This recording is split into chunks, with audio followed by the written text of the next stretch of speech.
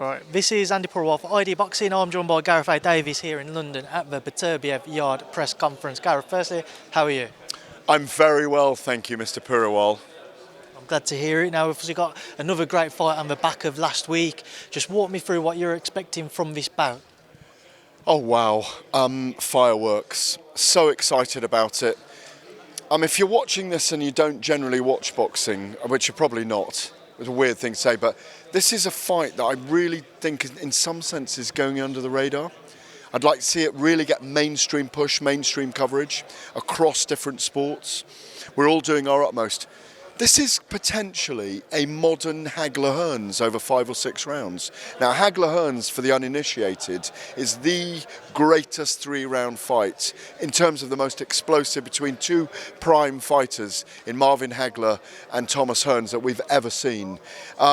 They've both got explosive power. It's 93% knockout ratio in their 43 fights. Anthony Yarde is so up for it. I think he's in the prime of his career right now. He's stepping up against Beterbiev, who's 6 or 7 years older, who's knocked out all 18 of his 18 opponents over the last decade. Neither man has a bad word to say about their opponents.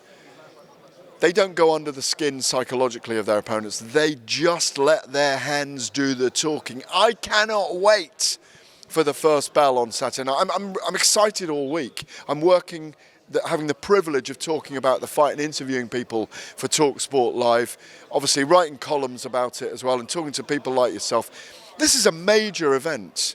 To bring a 3-weight world champion, the only undefeated, all knockouts in his career, to London, it's just extraordinary. How can you not be excited? And I just think they'll give us fireworks.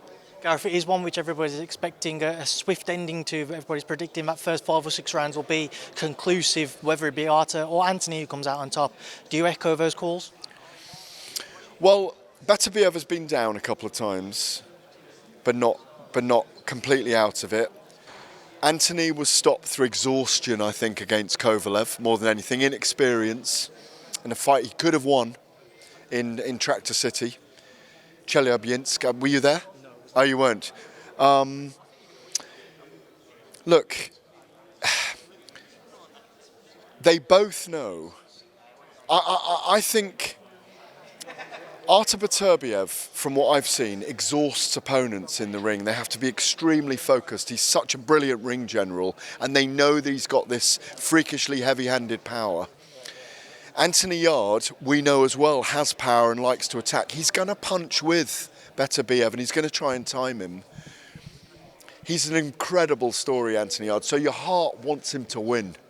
The head says Beterbiev, but this could be so special. If they go into the trenches for round after round, if they both go down and get up, we could have a classic on our hands. And like you say, it could end like that, like Liam Smith and Chris Eubank Jr. last week.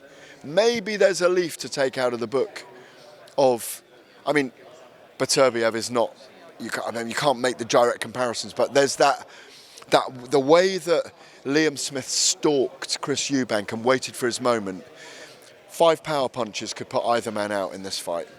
So it's all down to how they move, after all the hype, the fight, and it's how they move, how the chess pieces move together. It's going to be an amazing moment. We're all going to have adrenaline as that bell rings. You get it sometimes ringside, don't you? You actually feel adrenaline yourself, an excitement that you don't always get. That leads on to my next question, mentioning Liam Smith, his stunning stoppage victory against Chris Eubank Jr. Gareth, what did you make of it?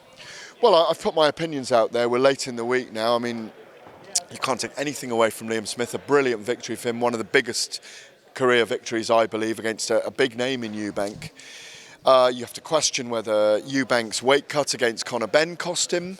It's happened to other fighters in the past, where they've made weight and cut weight or gone up weight and come back down, and they haven't been the same again. The body reacts in different ways. You have to wonder, you have to assess whether, does Eubank belong at world level? He beat James DeGale, but James DeGale was very weather-worn. George Groves he couldn't conquer. I'm trying to think of the other. Billy Joe Saunders he lost to, even though he pushed him hard. That was a long time ago. They were different fighters then. But And I'm going to jump on to the next question. It's a tough time for him. I think his reputation is in tatters, is what I wrote, but he can come back. I think he's got to invoke the rematch clause against Liam Smith, in my view, to get back if he wants to fight Conor Benn, if he wants to have big fights again, if he has the appetite for it. I think he's already probably a fairly wealthy young man, and he's already 33. I think when you consider his dad retired when he was in his late 20s, maybe there isn't a future. Depends how he feels. He'll settle. The dust will settle, and we'll find out how he feels afterwards.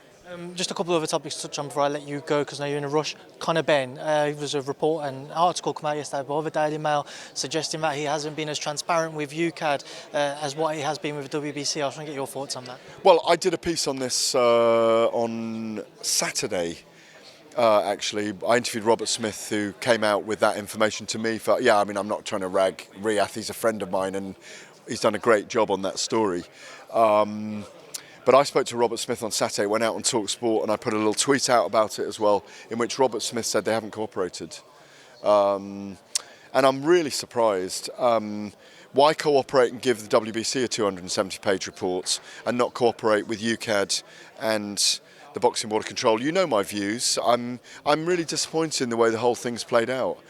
We've got no more transparency now than we had 4 months ago, than we had 8 months ago when the first positive test came to light to them.